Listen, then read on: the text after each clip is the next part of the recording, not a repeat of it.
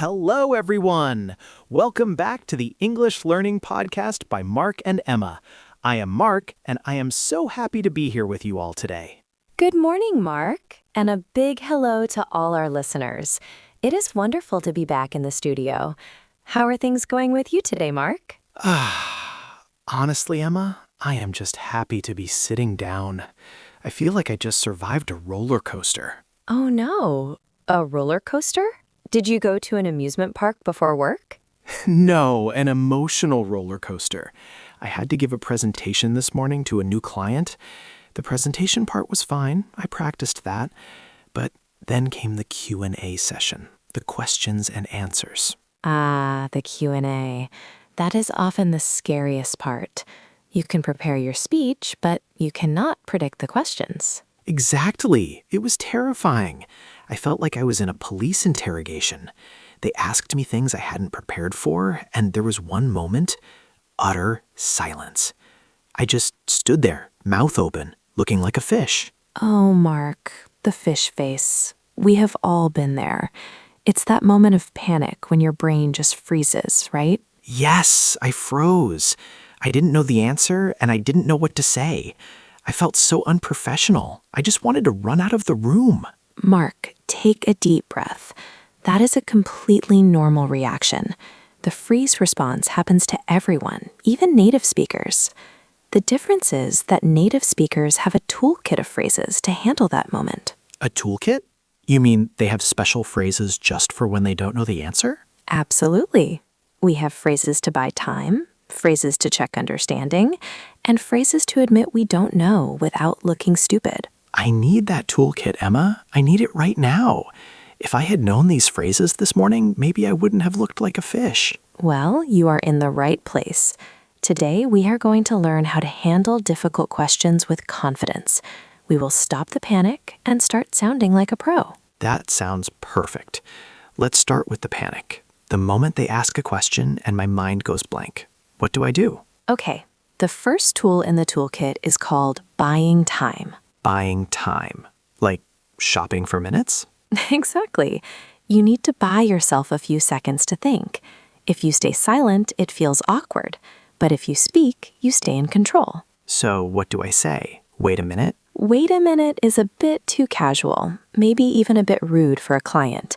A classic professional phrase is, "That is a really good question." That is a really good question. It is simple but powerful.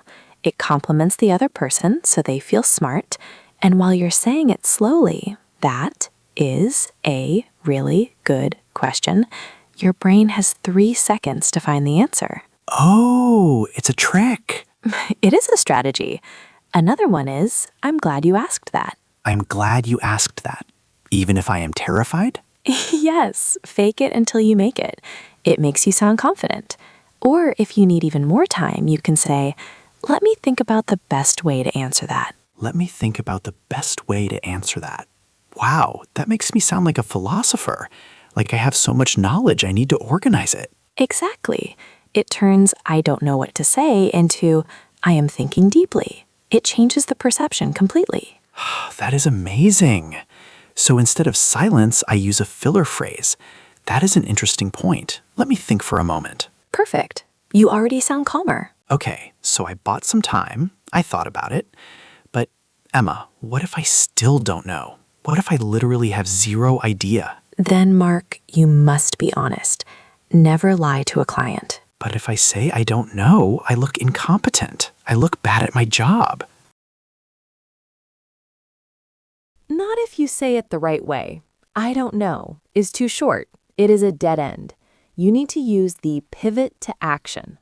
Pivot to action. What does that mean? It means you admit you don't know right now, but you promise to find the answer. The best phrase is, "I don't have that information off the top of my head." Off the top of my head? Is that an idiom?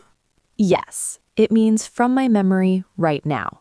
It implies that the information exists, you just don't have it right here. I don't have the exact numbers off the top of my head. I don't have that off the top of my head. That sounds much better than I forgot. Much better. And then you add the action. But I can double check and get back to you. but I can double check and get back to you. Perfect. Get back to you is the standard business phrase for I will contact you later with the answer. Okay, let's try it. You be the scary client. Ask me about the budget for next year. So, Mark, what is the exact projected budget for Q3 of 2025? That is a great question.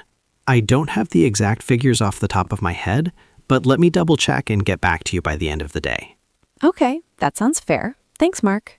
Wow, it worked. You didn't look angry. No, because you gave me a solution. You promised to find out. That is responsible. I feel so much lighter. I don't have to be a walking encyclopedia. Exactly. Nobody knows everything. Okay, Emma, here's another nightmare scenario. What if I don't understand the question? This happens a lot. Maybe they speak too fast or use a word you don't know. Yes, and I am afraid to ask them to repeat it. I feel like they will think my English is bad, so I usually just guess. Oh, Mark, guessing is dangerous. Imagine if you agree to something terrible because you guessed. Yeah, that would be bad. Do you want to work all weekend? Yes, sure. Exactly. Don't guess. You need to clarify. It is very professional to ask for clarification. Can I say what? No, too rude. Try, sorry, I didn't quite catch that. Sorry, I didn't quite catch that. We learned that one for phone calls, right? Yes, it works everywhere. Or if you understood some of it but not all of it, you can say, just to make sure I understand, are you asking about X? Just to make sure I understand. That is good. It puts the responsibility on me to be accurate. Exactly. Or you can say, could you elaborate on that a little bit? Elaborate. That is a big word. It means explain more or give more details. It is a beautiful professional word. Could you elaborate on that? That is an interesting point. Could you elaborate on what you mean by efficiency? Mark, you sound like a CEO. That is fantastic. I like that word. Elaborate. It makes me sound smart, even though I am actually confused. It is a very useful tool. It buys you time and gets you more information. Okay, I have one more situation. The worst one. The put on the spot situation. Put on the spot. That means someone asks you for a decision right now in front of everyone. Yes, like, Mark, do you think we should fire the agency? And everyone looks at me. And I don't want to answer yet. I need to think. But I can't say I don't know. That is high pressure. In this situation, you need a holding phrase. You need to hold the decision for later. How do I do that without looking weak? You focus on needing more context. You can say, that is a big decision. I would like to look at the data before I give you a final answer. I would like to look at the data. Or simpler, I want to give this some proper thought. Can we discuss this offline? Discuss this offline. Does that mean on the internet? No. In business English, offline means outside of this meeting. It means let's talk privately later. Really? I always thought it meant turning off the Wi-Fi. No, it is a very common meeting phrase. Let's take this offline. It saves you from answering in front of a crowd. That is a lifesaver. Let's take this offline. It sounds so controlling and managerial. It does. It stops the pressure immediately. Okay, Emma. What if the question is just rude or too personal? Ah, the awkward question. How much money do you make? Or why aren't you married? Yes, those. I usually just answer because I am too polite to say stop. You have the right to set boundaries, Mark, but we can do it gently. We use the phrase, I would rather not. I would rather not. I would rather not discuss that here. Or I prefer not to talk about personal matters at work. I prefer not to discuss my salary. Perfect. It is firm, but it is not aggressive. You are just stating a preference. What if they ask me to predict the future? Mark, will this project succeed? I can't promise that. Ah, the crystal ball question. You can be honest about the uncertainty. Say, it is hard to say for sure at this stage. It is hard to say for sure at this stage. Nods. Or, I can't give you a definitive answer right now, but things are looking positive. Definitive answer. That means a 100% yes or no answer. Yes, it protects you from making a promise you can't keep. Emma, this toolkit is full. I have buying time, checking, pivoting to action, taking it offline. I feel like I have armor. You do. You are protected against awkwardness. Focused. Let's do a rapid-fire review. I need to practice these before my next meeting. I am ready. I will be the difficult person. You use the toolkit. Bring it on. Situation. I ask you a really hard question you didn't expect. You need time. Phrase. That is a really good question. Let me think about that for a moment. Situation. I ask you for a specific number you don't know. Phrase. I don't have that off the top of my head. Let me double-check and get back to you. Situation. I spoke too fast and you didn't hear me. Phrase. Sorry, I didn't quite catch that. Could you repeat it? Situation. You want more details. Phrase. Could you elaborate on that? Situation. I ask you for a big decision right now. Phrase. I want to give this some proper thought. Let's take this offline. Situation. I ask a rude personal question. Phrase. I would rather not discuss that here. Mark, outstanding.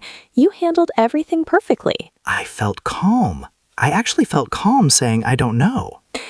Because you didn't just say, I don't know. You pivoted to action. That is the secret. It really changes the dynamic. I feel more like a partner in the conversation, not a victim of the questions. Exactly. Questions are not attacks.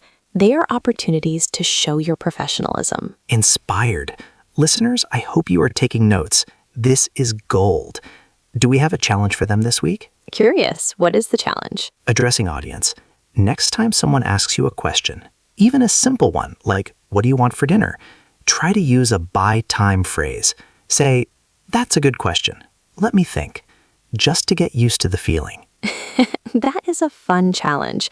Practice at the dinner table. Well, Emma, I don't have the exact time off the top of my head, but I think we are out of time. Look at you, using the phrases naturally. Yes, we should wrap up. Warmly. Thank you so much for listening to the English Learning Podcast by Mark and Emma. Don't fear the difficult questions. Use your toolkit. Friendly. You can handle anything. Have a confident week, everyone. Energetic. See you next time. Bye.